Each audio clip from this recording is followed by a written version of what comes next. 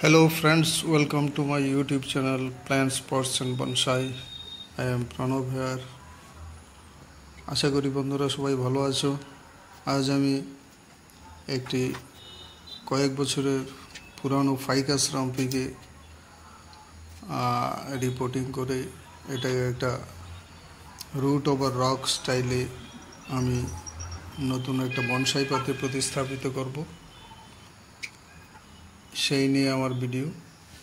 এটাকে একটা মাটির গ্রোয়িং পটের মধ্যে আমি বড় করেছি কয়েক বছর যাবত। এর যে পৃষ্ঠমূলটা এটা একটা ইন্টারেস্টিং, মনে হবে যেন একটা ট্রাইপডের উপর গাছটি দাঁড়িয়ে আছে। তিনটি মোটা মোটা মূল তিন দিক থেকে বেরিয়েছে, এর উপরে গাছটা দাঁড়িয়ে আছে। তো এটাকে আমি এর রুটগুলোকে আমি পরিষ্কার করে নিলাম, পুরানো মাটি ছাড়িয়ে নিয়েছি। এখন আমি একটা বনসাই পাত্রের মধ্যে এটাকে প্রতিস্থাপিত করব এবং এটাকে রুট ওভার রক স্টাইলে একটি বনসাই তৈরি করার জন্য প্রচেষ্টা নিচ্ছি। তাই আমি গাছটিকে বসিয়ে দিয়েছি আমার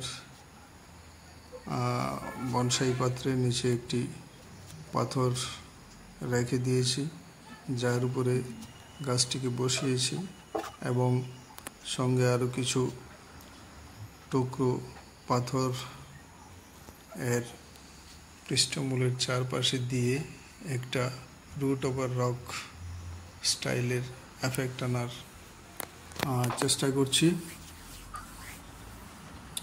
গাছটিকে বসিয়ে দিয়েছি আমার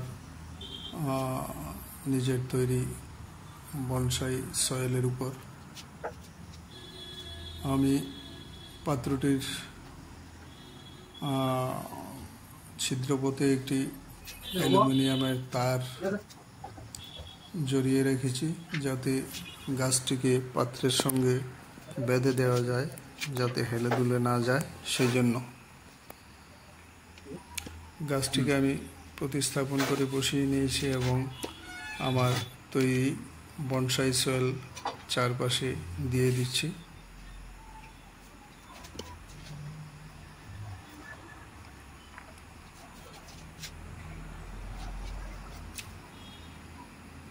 তিন চারটে পাথরের টুকরোর উপর আমি গাছটাকে প্রতিস্থাপন করছি একটা রুট ওভার রক এফেক্ট দেওয়ার জন্য। প্রকৃতপক্ষে এগুলি ঠিক পাথরের টুকরো না, এগুলি আমি কামারশালা থেকে সংগ্রহ করা আমার বড় বড় সিন্ডারের টুকরো এইগুলি দিয়ে দিচ্ছি। এগুলি দেখতে পাথরের মতোই এবং এগুলি জলও কিছু রিটেনশন করে ধারণ করে রাখতে পারে। আমি আমার তৈরি করা বনসাই মাটি চারপাশে দিয়ে এর মূলগুলোকে ঢেকে দিয়েছি। এখন একটি চপস্টিকের সাহায্যে আমি এই মাটিটাকে ভালোভাবে বসিয়ে দিচ্ছি যেন কোনো এয়ার পকেট না থাকে, তাতে গাছটির ক্ষতি হতে পারে। যদিও বনসাই রামফি অর্থাৎ ফাইকাস রামফি অর্থাৎ আমাদের এক কথায় যে বটজাতীয় গাছ, এগুলি সহজে মরে না, এগুলিকে মারা যায় না। তো এটারও তেমন ক্ষতি হবে না আশা করি। তো আমি তবু মাটিটাকে ভালোভাবে চারপাশে চাপিয়ে দিচ্ছি এই চপস্টিকের সাহায্যে, যাতে মূলগুলি সহজে মাটিতে বনসাই মাটিতে মাটিকে ধরে নিতে পারে। এখন আমি জড়ানো তারটিকে গাছের সঙ্গে পেঁচিয়ে ভালোভাবে বেঁধে দেব পটের সঙ্গে গাছের গোড়াটাকে, যেন গাছটা আর হেলতে দুলতে না পারে। পাত্রে বসানো গাছ যদি ঠিকমতো পাত্রের সঙ্গে ফিক্স না থাকে ভালোভাবে, তাহলে মূলগুলি মাটিকে আঁকড়ে ধরতে পারবে না এবং গাছটির ক্ষতি হবে। তাই আমি একটি অ্যালুমিনিয়াম তারের সঙ্গে গাছটিকে শক্তপোক্তভাবে পাত্রের সঙ্গে বেঁধে দিলাম। এখন আমি উপরে আরও কিছু বনসাই সয়েল ছড়িয়ে দিচ্ছি এবং হাত দিয়ে এর কিনার বরাবর মাটিটাকে চেপে বসিয়ে দেব, যাতে গাছটিতে জল দিলে, প্রয়োজনীয় জল দিলে জলটা বাইরে বেরিয়ে না আসতে পারে, সেই জন্য এইভাবে দিয়ে দিলাম।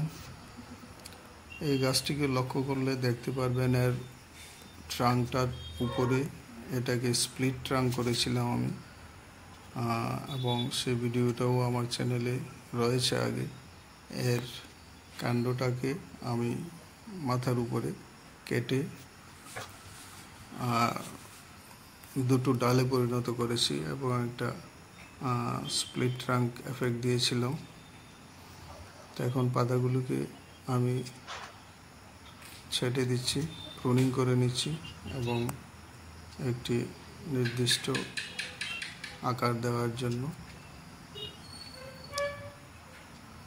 আমি ছোট ছোট ডাল এবং পাতাকে প্রুনিং করে নিচ্ছি। তো শেষ পর্যন্ত গাছটি দেখতে আমার ফাইকাস রামফি বনসাইটি অনেকটা এই রূপ ধরল।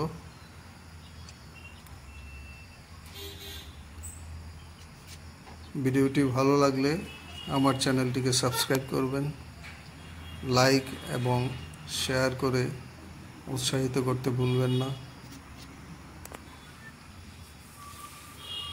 পরবর্তী আপডেট পাওয়ার জন্য চ্যানেলটিকে দয়া করে সাবস্ক্রাইব করে দেবেন।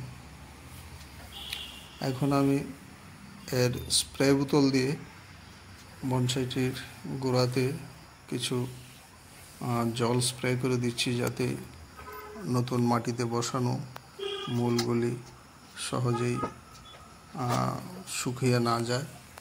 এবং সবাই ভালো থাকবেন। নমস্কার।